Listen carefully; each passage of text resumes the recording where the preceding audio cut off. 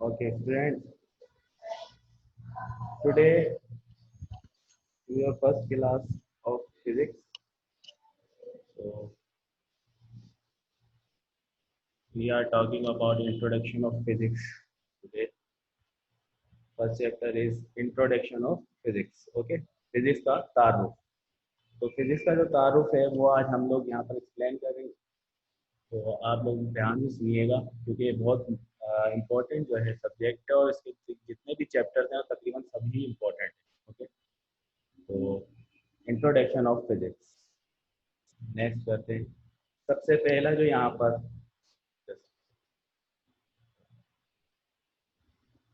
सबसे पहला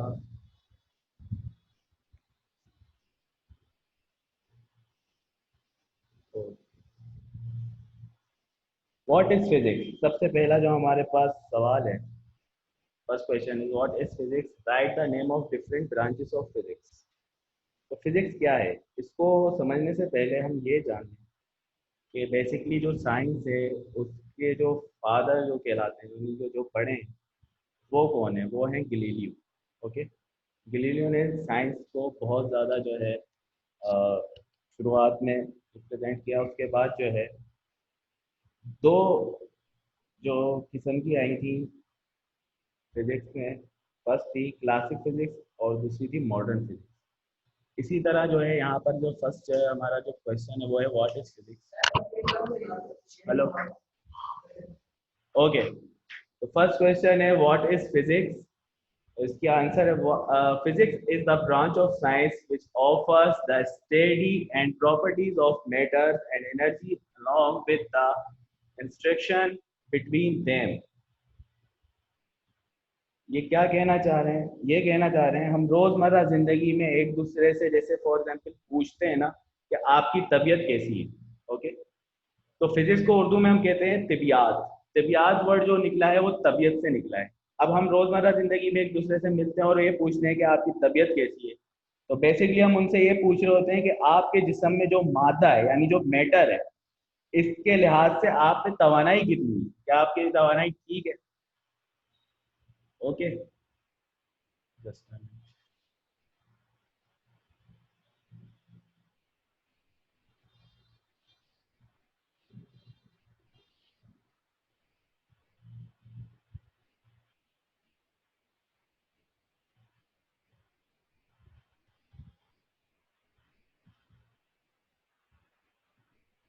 जी.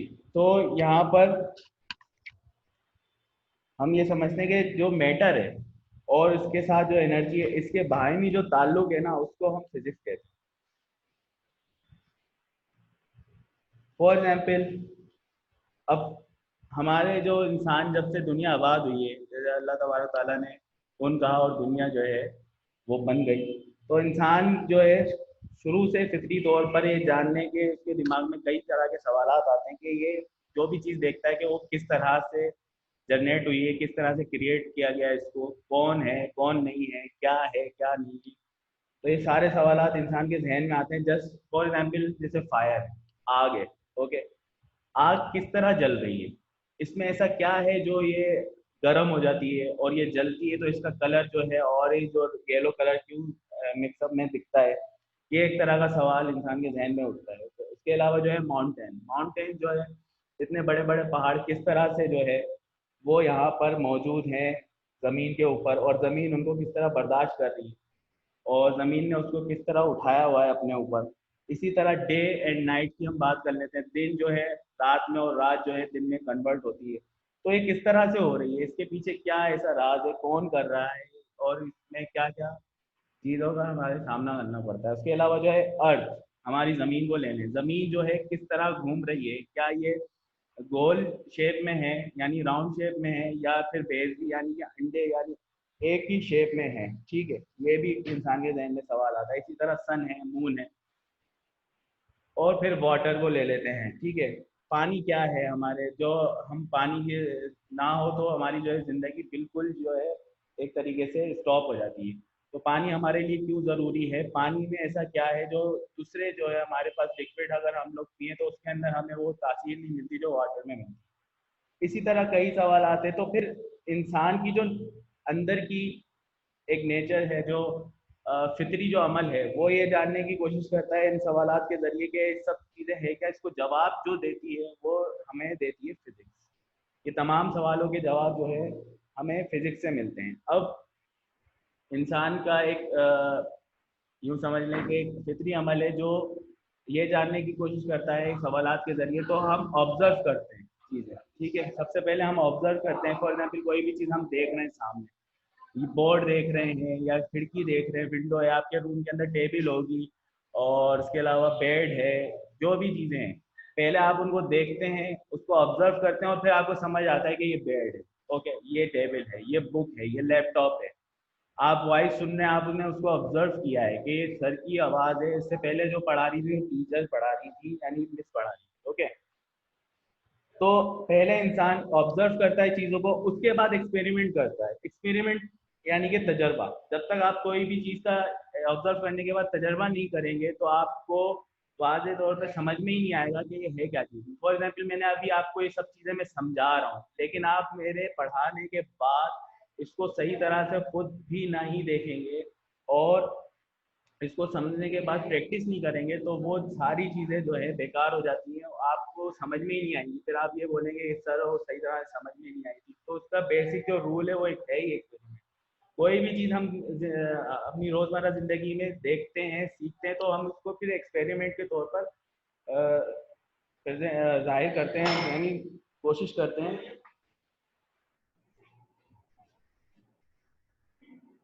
जी, तो एक्सपेरिमेंट के ज़रिए हमें पता चलता है कि इसका रिज़ल्ट क्या निकला है, हमारे पास इसका रिज़ल्ट क्या निकला, क्या हमसे ये काम हो रहा है, क्या हमसे ये काम नहीं हो रहा है। मैं दोबारा रिपीट कर दूं, हम सबसे पहले ऑब्जर्वेशन करते हैं और फिर इसके बाद एक्सपेरिमेंट करते हैं। ये दोनों चीज़ें मिलकर साइंस बनाती हैं। यानी कि साइंस साइंस लैटिन वर्ड है यानी यूनानी वर्ड है, और इसके जो मायने हैं वो है नॉलेज के, यानी कि जानना। किसी भी चीज़ के बारे में जानने को हम बेसिकली साइंस कहते हैं। साइंस फिर मुख्तलिफ चीज़ों पर जो है डिपेंड करती है। फॉर एग्जाम्पल नेचुरल साइकोलॉजी जो है, नेचुरल जो फेनोमिना है इंसान का, वो दो चीज़ों पर डिपेंड करता है। For example non living things and living things. Physics जो है नॉन लिविंग थिंग्स के ऊपर ज़्यादा डिपेंड करती है अपॉन लिविंग थिंग्स के। लिविंग थिंग्स आप 9th क्लास में पढ़ चुके हैं, सर आमिर ने आपको पढ़ाया होगा, बायोलॉजी के तौर के ऊपर लिया गया उसको। उसमें जितनी भी बायोलॉजिकल चीज़ें हैं सारी वो लिविंग थिंग्स में आती है, जबकि नॉन लिविंग थिंग्स में हम ज़्यादातर स्टडी करते हैं फिजिक्स के अंदर, ओके। तो फिजिकल जो साइंस है उसके अंदर हमारे पास आ जाती है फिजिक्स, उसके बाद आ जाती है केमिस्ट्री, केमिस्ट्री के बाद आ जाती है एस्ट्रोनॉमी, फिर है जियो फिजिक्स, ठीक है। अब इसके अंदर और हम डीपली जाते हैं तो इसके अंदर हमें पता चलता है कि मैटर मैटर और एनर्जी। आपने बिग बैंग थ्योरी सुनी होगी। बिग बैंग थ्योरी के हिसाब से साइंस की हम बात कर रहे हैं तो साइंस डिपेंड ऑन जितने भी प्रैक्टिकल चीज़ें हैं, जितनी भी हाँ प्रैक्टिकल चीज़ों पर डिपेंड करती है, ओके। तो यहाँ पर बिग बैंग थ्योरी का एक कॉन्सेप्ट दिया गया जो साइंसदानों की तरफ से ये दिया गया, और इसको एथियस्ट बहुत ज़्यादा मानते हैं। बिग बैंग थ्योरी यानी कि दुनिया बनने से पहले जो कायम होनी थी उससे पहले ये सब चीज़ें जुड़ी हुई थी एक गोल राउंड जैसी शेप में, और फिर एक धमाका हुआ और वो सब चीज़ें अलग अलग हो गई। इसी तरह मैटर और एनर्जी भी एक साथ थे, ठीक है। जब सब चीज़ें ज्वाइंट थी तो वो भी ज्वाइंट थी। जब ये सब चीज़ें अलग अलग हुई तो मैटर और एनर्जी वो भी अलग अलग हो गए। अब मैटर का एनर्जी के साथ और एनर्जी का मैटर के साथ एक बहुत गहरा ताल्लुक है। तो फिर यहाँ पर हम दोबारा फिर इस डेफिनेशन को पढ़ते हैं। Physics is the branch of science, यानी फिजिक्स जो है शाख है science, okay, which offer the study and properties of matter and energy, जो डिपेंड करती है एनर्जी ओ मैटर यानी कि मादा और उसके एनर्जी के साथ। यानी कि मादा जो है उसका एनर्जी के साथ क्या ताल्लुक है, ये दोनों मिलकर क्या काम कर सकते हैं, इसके बारे में जितनी भी पढ़ाई जितनी भी स्टडी हम करेंगे वो फिजिक्स कहलाती है।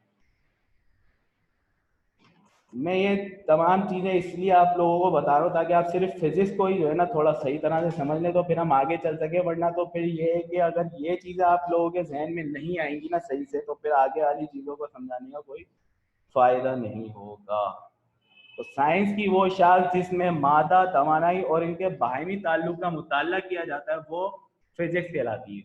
ओके, लेट सपोज अभी जो मैंने जितने भी सवालात आप लोगों से को बताए कि इंसान के दिमाग में आते हैं, उनके जो आंसर्स हैं वो जानने की कोशिश की जाती है। जिस तरह लिविंग थिंग्स के अंदर जानने की कोशिश की जाती है तो वो बायोलॉजी आपको जवाब देती है, इसी तरह फिजिक्स आपको नॉन लिविंग थिंग्स के बारे में जवाब देती है। लेकिन इसके अंदर ज़रूरी नहीं है कि नॉन लिविंग थिंग्स के ही बारे में बात हो, लिविंग थिंग्स भी आती हैं इसमें। जैसे बायोफिजिक्स है, उसके अंदर हम आगे पढ़ेंगे क्या चीज़ है क्या नहीं।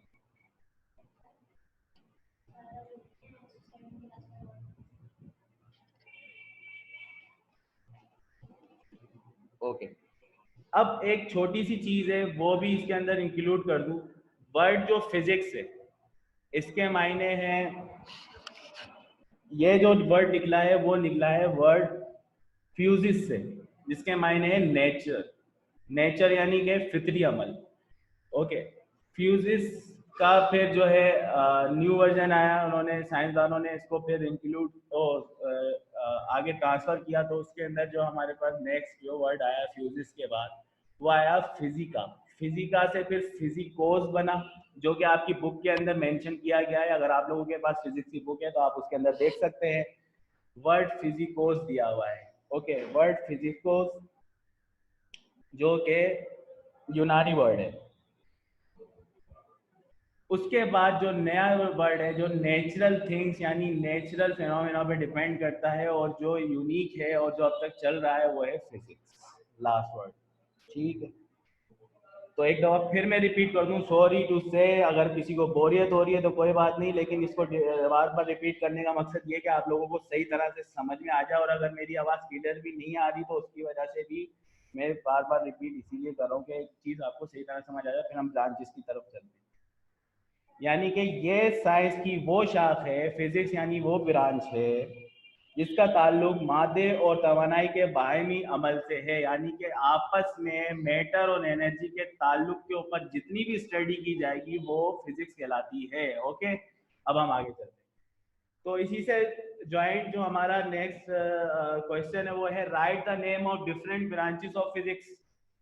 यानी कि कुछ डिफरेंट किस्म की जो हमारे पास ब्रांचेस हैं फिजिक्स की वो जो है बयान की जाए, जिसमें से मोस्ट इम्पोर्टेंट जो ब्रांचेस हैं वो जो है हमारे पास 9 बुक के अंदर मेंशन की गई हैं। उनके नेम्स आगे लिखे हुए हैं, आप पढ़ सकते हैं। लेकिन उससे पहले पढ़ने से पहले मैं ये बता दूं कि दो मेन ब्रांचेस जो थी साइंस की वो थी, एक सबसे पहले क्लासिकल फिजिक्स जो 1800 सदी से पहले या 1800 सदी के अंदर, ओके, उसमें गैलीलियो जो थे, गैलीलियो के बाद न्यूटन ने उसको जो है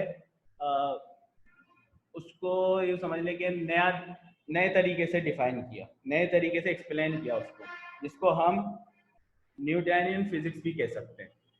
उसके अंदर उन्होंने ये बताने की कोशिश की कि भाई जैसे आप न्यूटन के लॉ आगे पढ़ेंगे 4th चैप्टर के अंदर, तो वो किस तरह से, यानी कि अगर न्यूटन ने जितनी भी फिजिक्स हमें समझाने की कोशिश करी है वो थोड़ी सी स्लो थी।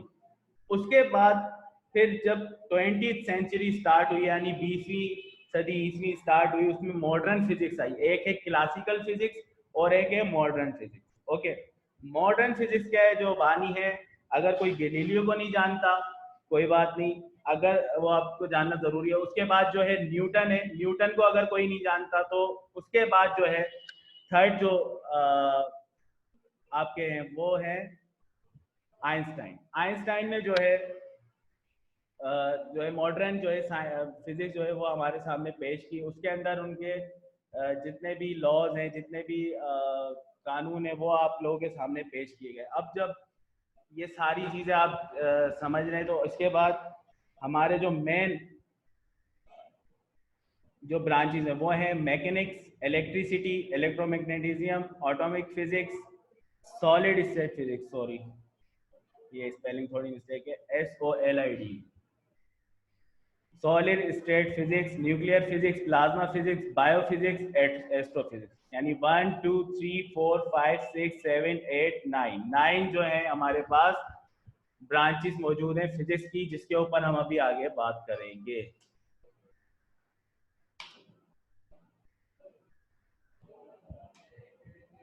ओके, यहां पर हमारा सेकंड क्वेश्चन है define branches of physics. Answer, there are following branches of physics. These are number 1 mechanics. Mechanics क्या है? वो ये बोल रहे हैं कि it deals with the motion of object with और विदाउट रेफरेंस ऑफ फोर्स, यानी कि हरकत के ऊपर बात करने को मैकेनिक्स कहते हैं। यानी कि उर्दू में अगर इसको बोलूँ तो मिकानियात कहा जाता है, और ये डील करती है मोशन, यानी कि हरकत करने को। हरकत, एक सेकंड,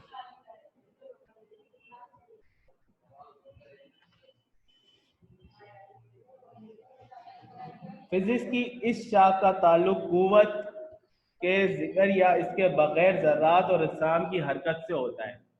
यानी इसको और अच्छे तरीके से अगर समझाना चाहें तो वो ये इस तरह से है कि जो भी हमारी बॉडी मूवमेंट कर रही है, कि वो किस तरह से हम लोग जिस्म की हरकत कैसे करते हैं, और इसकी हरकत पर असरअंदाज होने वाले चीज़ें कौन कौन सी हैं। यानी हरकत को तेज कैसे किया जा सकता है, हरकत को रोका कैसे जा सकता है, हरकत की डायरेक्शन यानी कि हमें किस तरफ मुड़ना है। किसी भी किस्म की बॉडी है, मैं अभी ह्यूमन की मिसाल दे रहा हूँ, जबकि आप ट्रेन देख लें, एरोप्लेन देख लें, कार देख लें, या फिर कोई भी चीज़ आप फेंकते एक दूसरे की तरफ, बॉल को ले लें, वो भी नॉन लिविंग थिंग्स में आती है। तो उसकी जो डायरेक्शन है वो किस तरह से मूवमेंट हो रही है, और किस तरह से एक तरफ से दूसरी तरफ वो जा रही है। ठीक है, तो रास्ते के अंदर वेव्स हैं, ऐसी चीज़ें जो नहीं रुकती उसको वेव्स रोकती है। जब हवा का जो प्रेशर है वो जब फ्रिक्शन पैदा करता है, किसी भी चीज़ के साथ टकराता है, तो वो फिर स्लो होने लग जाती है, और होते होते फिर स्टॉप हो जाती है। ठीक है, तो it deals with the motion of object with और विदाउट, यानी कि मोशन यानी कि हरकत का जो निज़ाम है वो समझने के फोर्स से यानी कि ताकत से रिलेट भी है और नहीं भी है। उसकी जितनी भी स्टडी है, जितना भी हम लोग इसको पढ़ते हैं, वो मैकेनिक्स के अंदर आता है। ये सिर्फ तारुफ दिए गए हैं, इसको मैट्रिक के अंदर जो है सिर्फ इतना ही इसमें आपको इंट्रोडक्शन दिया गया है, और इसके साथ जितनी भी पढ़ाई है वो आगे जो है चैप्टर्स के अंदर मौजूद हैं। लेकिन जो इसको बहुत ज़्यादा बयान किया गया है वो फर्स्ट ईयर इंटर में किया गया। तो अभी फ़िलहाल जो है सिर्फ ये समझने की कोशिश करें, अगर आपके पास बुक है उस पर भी सिर्फ यही लिखा हुआ है, it deals with the motion of object with और विदाउट रेफरेंस ऑफ फोर्स। जितने भी आप किसी भी अच्छे इंस्टीट्यूट के नोट्स उठा लेंगे उस पर भी आपको यही डेफिनेशन मिलेगी, यानी कि सिर्फ तारुफ के तौर पे। इसको और ज़्यादा डीपली आप अभी समझने की कोशिश ना करिएगा। Electricity second, it is concerned with the physical phenomena and effect related to electric charges। Electricity क्या है?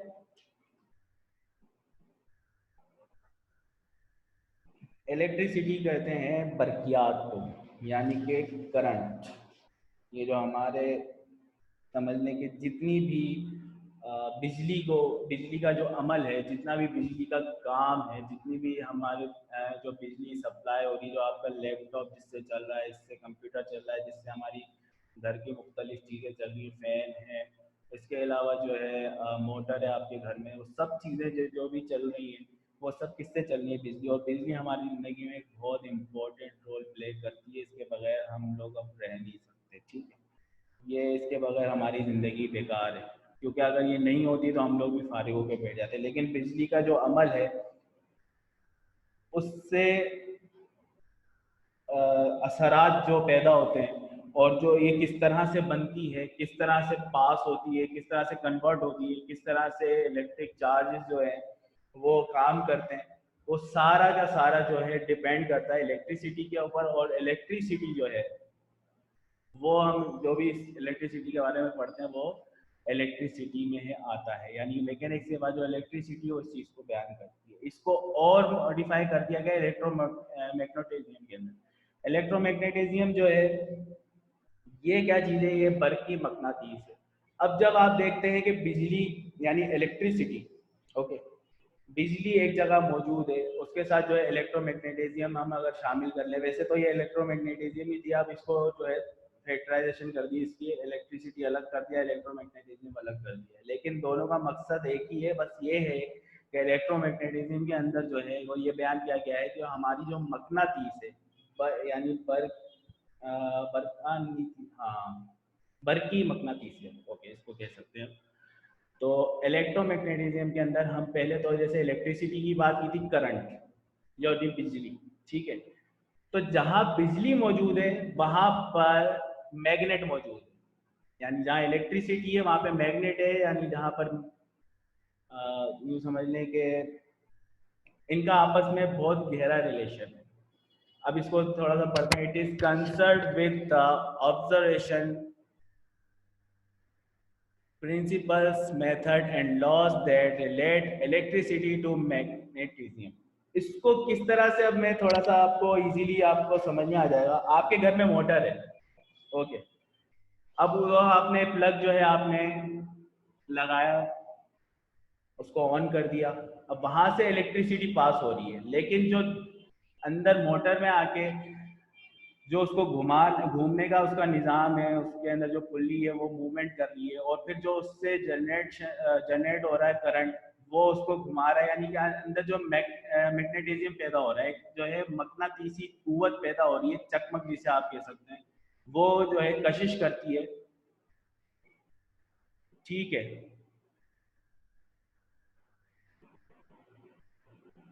तो उसके ज़रिए जो है हमारे सारे काम होते हैं। जस्ट अ मिनट, इसको थोड़ा सा और डीपली पढ़ेंगे। इस शाख का ताल्लुक इन चीज़ों के असूलों, कवानीन और तरीक़ों से है जो इलेक्ट्रिसिटी और मैग्नेटिज्म के ताल्लुक को कायम करते हैं। समझ में आ रहा हो शायद आप लोगों के, नहीं आ रहा तो यूँ समझ लें जैसे एक डैम है। अब आप लोगों को और अच्छे से समझ में आ जाएगा इंशाल्लाह। एक डैम है, डैम आप लोगों ने देखा डैम बनाना कितना ज़रूरी है। हमारे पास जो पानी है वो जो ज़ाया हो रहा होता है, उसके ज़रिए हम ढेर सारी बिजली जो है वो हासिल कर सकते हैं, जनरेट कर सकते हैं। तो वहाँ पर जो है बहुत समझ लें, जो वाटर है वो हमारा मैटर है, उसमें डैम के अंदर जो वाटर है वो मैटर।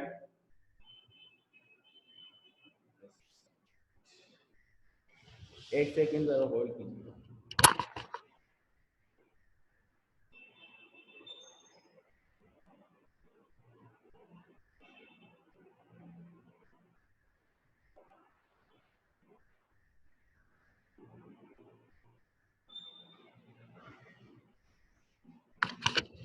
सबसे पहली बात तो ये, जो मैं पढ़ा रहा हूँ ना, तो बीच में ये हरकतें ना करें।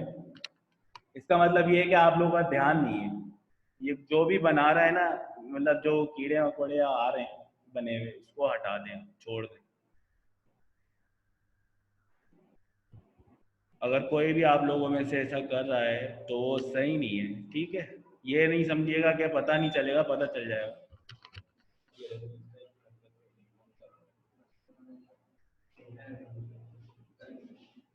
एक चीज बंद नहीं है ना, चीज बंद करनी पड़ती है। किसी बच्चे ने यानी स्टॉप हो गई, स्टॉप नहीं हुई।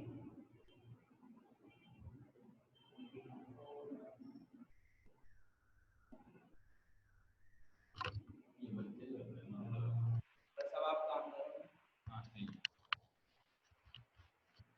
अगर कोई भी ये चीज़ कर रहा है तो काइंडली छोड़ दें ये, क्योंकि उसका उस बच्चे का जो है ना ध्यान नहीं है, इसका मतलब है। फिर आप लोगों का टेस्ट लिया जाएगा, कोई भी मसला होगा फिर जो है शिकायत भी कीजिएगा, सर हमें समझ में नहीं आया था, हमारा ध्यान नहीं था, क्योंकि नेम तो नोट करनी है, अटेंडेंस भी लग चुकी है आप लोगों की, बेफिक्र हो जाइए। मुश्किल से 4 से 5 स्टूडेंट्स हैं इस टाइम, अगर आप लोग ध्यान देके पढ़ लेंगे तो अच्छी बात है। ओके। नाम शो हो रहे हैं आप लोगों के, और ये भी पता लग रहा है कि कौन कर रहा है। अभी थोड़ी देर में वो भी पता चल जाएगा जब लिंक होगा तो। ठीक है, इसको थोड़ा सा समझ लें, थोड़ा सा सीरियसली लें। घर में बैठे में उसके अलावा जो थोड़ी बहुत पढ़ाई हो रही है वो भी अगर आप लोग ना करें। फॉर एग्जाम्पल अभी मज़े आ गए सबके, सब ने जो है बहुत अच्छे तरीके से पास आउट कर लिया है बिना पेपर दिए। ज़रूरी थोड़ी है अगले साल तक ही चलता रहेगा कोरोना। पता चला पेपर जैसे ही करीब आए कोरोना ही खत्म हो गया, लो भाई अब पेपर देने की बारी आ गई। तैयारी तो है ही नहीं, क्योंकि हम जो है ना जब ऑनलाइन भी क्लास ले रहे होते थे तो कीड़े मकोड़े बना रहे होते थे। बहुत अच्छा होता है, मजे आ रहे। ठीक है, तो इलेक्ट्रोमैग्नेटिज्म के अंदर क्या चीज हम डिस्कस कर रहे थे कि मकनातीस और बिजली दोनों का एक रिलेशन है। डैम की मैं बात कर रहा था। डैम के अंदर जो है दरवाजे बनाए जाते हैं। जो हमारा वाटर है वो मेटर को सपोज करें वो मेटर है। अब वो दरवाजों से निकलकर जो फैंस लगे हुए होते हैं वहां पर उनको वो मूव करता है, जिसकी वजह से वो फैंस जो तारे मूव करते हैं और जो उसकी वजह से बिजली जो है बनना शुरू हो जाती है।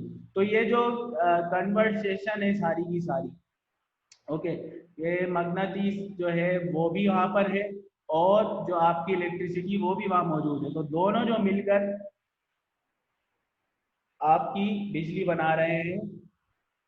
डैम से बिजली बन रही है और वो डिस्ट्रीब्यूट हो रही है और वो आगे पास हो रही है, जिसकी वजह से हमारे घरों में बिजली आ रही है। आप जो है उससे उसके जरिए टेलीविजन देख रहे हैं, लैपटॉप देख रहे हैं। उसके अलावा जो है अल्लाह आपका भला करे आप मोबाइल चार्ज कर सकते हैं, फैन ठंडी हवा एयर कंडीशन में बैठ सकते हैं। तो जितने भी काम हो रहे हैं हमारे इलेक्ट्रिसिटी की वजह से हो रहे हैं। और एक इसकी खूबसूरत मिसाल ये है, जैसे हमारी कार है। ओके, कार को हम स्टार्ट कर रहे हैं, वहां बिजली किस तरह आ रही है? जो हमारी बैटरी है वो जनरेट करती है बिजली को, यानी इलेक्ट्रिसिटी को। और जो मैग्नेटिज्म है वो खींच कर इनको आपस में प्रोड्यूस कर देती है। दूसरे पूरा जो इंजन हमारी गाड़ी घूम करने लग जाती है, तो वो सारा काम मैग्नेटिज्म का होता है। तो ये दोनों आपस में, और इसकी सबसे लास्ट एग्जाम्पल ऐसे दूंगा मैं, क्या किसी तार में करंट पास हो रहा है और आप उसके करीब जाते हैं, एक हद तक तो करीब जा सकते हैं आप उसको, लेकिन अगर तेज करंट होगा तो आपको खींच लेता। वो जो खींचने वाली जो ताकत है ना वो मैग्नेटिक। तो इंसान का जो है ना वो सारा का सारा दारोमदार इसके ऊपर आ जाता है, बिजली का। ठीक है, उसके बाद है एटॉमिक फिजिक्स। एटॉमिक फिजिक्स क्या है? It is concern with the structure and properties of atoms as determined by the electron outside the nucleus। यानी फिजिक्स की इस शाख का ताल्लुक एटमों की शाख से। एटम पता है एक अकेला अपनी शक्ल नहीं बना सकता। एटम एक से ज्यादा मिलकर आपस में एक दूसरे से मिलकर मॉलिक्यूल्स बनाते हैं। यानी मॉलिक्यूल्स की एक शक्ल है हमारी ह्यूमन बॉडी के अंदर। किसी भी बॉडी में फॉर एग्जाम्पल चेयर है, टेबल है, इसके अंदर जो भी हम अगर इसको तोड़ेंगे तो बारीक बारीक बारीक बारीक जर्रात गिरना शुरू हो जाते हैं। ठीक है, एक तो होंगे मोटे मोटे टुकड़े गिरते हुए नजर आएंगे, वो हम देख सकते हैं, लेकिन एक बारीक बारीक सा बुरादा भी गिरेगा और उससे भी ज्यादा वो क्या कहलाता है? छोटे से छोटा जर्रा जो कहलाता है वो एटम कहलाता है। और एटमों से मिलकर एक शक्ल बनती है जो किसी भी शेप में मौजूद हो सकती है, जस्ट लाइक टेबल, बोर्ड, आपके घर का कोई भी सामान, आप खुद इनफेक्ट।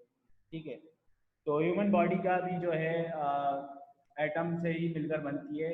और उस एटम को अगर ह्यूमन बॉडी के अंदर हम लोग देखें तो डीएनए की शक्ल में। आपने सीआईडी देखा होगा, सीआईडी बहुत मशहूर एक प्ले है। उसके अंदर आप देखते होंगे आप जरा जरा सी बात में फॉरेंसिक लैब के अंदर जो है डीएनए चेक हो रहा होता है। भाई ये डीएनए है क्या? जब हम लोग हाथ मुंह धोते हैं तब भी हमारे, हम मिट्टी से बने हैं ना, तो मिट्टी जो है झड़ती रहती है, हमें पता नहीं होता। हम लोग चल रहे हैं, हमने अपने कपड़े साफ किए, हमने जितनी दफा हाथ मारा तो वो तो साफ हुआ कपड़ा, लेकिन हमारी जो हाथों की जो मिट्टी थी वो भी झड़ के वहां पर गिर गई, जो हमें नजर नहीं आती।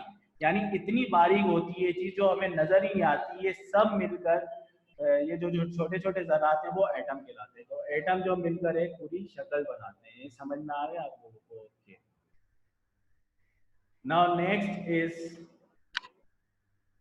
Just a second, solid state physics. Solid state, या फिर स्पेलिंग मिस्टेक है, सॉरी। सॉलिड यानी SOLID है, यहाँ पे SLID लिख दिया है, सॉरी मैंने। State physics, solid state physics क्या है? नाम से जाहिर है, फिजिक्स की इस शाख में हम कलमी अशिया की साख और खुसूसियात के बारे में मुताला करते हैं, यानी ठोस चीज़ों के बारे में जो एटम से मिलकर बनती हैं। ठोस चीज़ें कौन कौन सी होती हैं वो आपको पता ही है।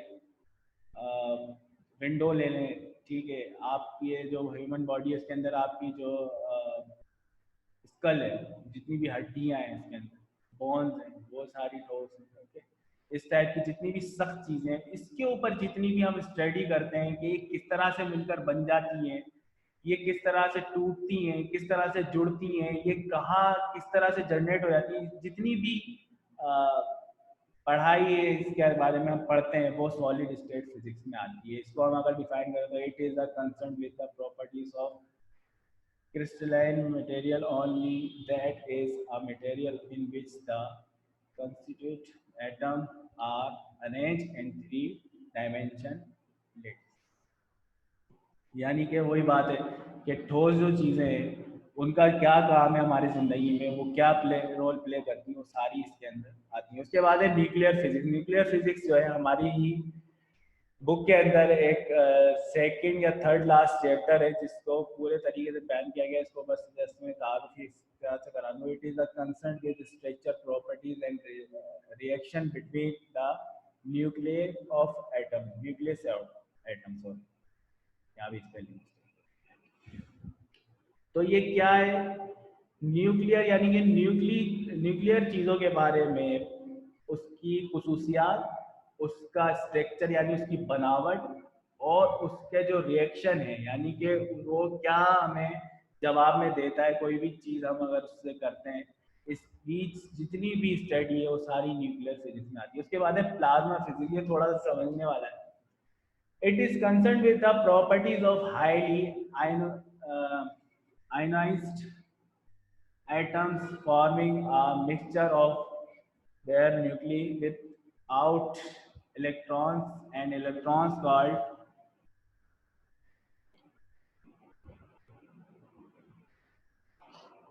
यानी क्या रहा है प्लाज्मा फिजिक्स। प्लाज्मा जो है